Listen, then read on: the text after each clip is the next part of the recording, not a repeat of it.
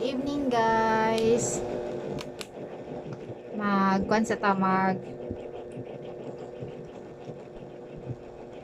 Magpagwapa tas kagabihion.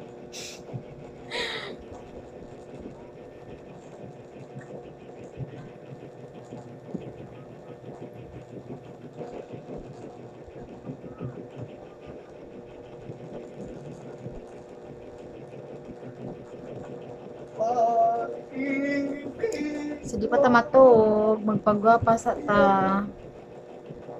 Wala ni matog na nagpagwapa daan.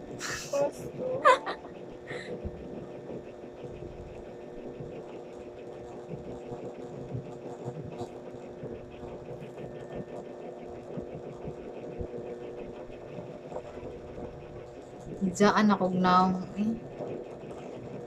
Guys, saan din nagpagwapa?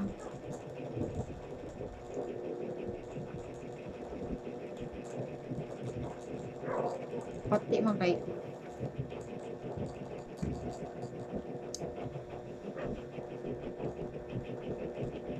apilon tog liog kay basid agnaong ray puti nya nga liog kuan itong di ay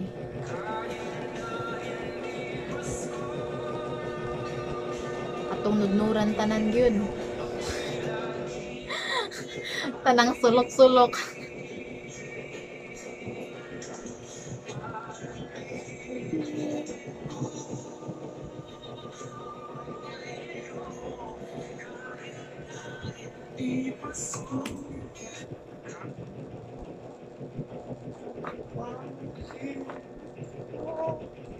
Dayon, butangan tayo na to og moisturizer.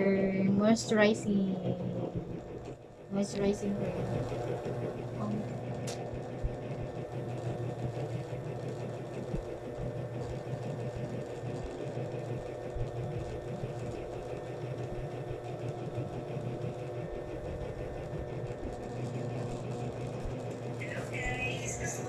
cream.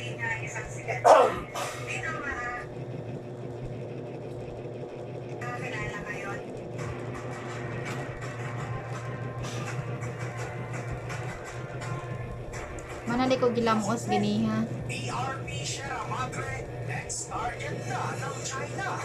Pinabalak na rin alisin. We're not talking about the rusty old vessels. We're talking about a piece of Philippine territory. Ang Estados Unidos nangakong hindi papayag. Ang handang makapaggera kung sakaling alisin ng China ang BRP Sierra Madre.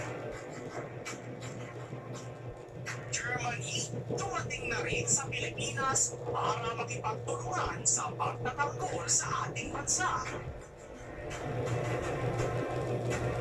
Dayon, sa liog pod. Galit na galit sa ginawa ng Germany, ngunit walang nagawa ang China.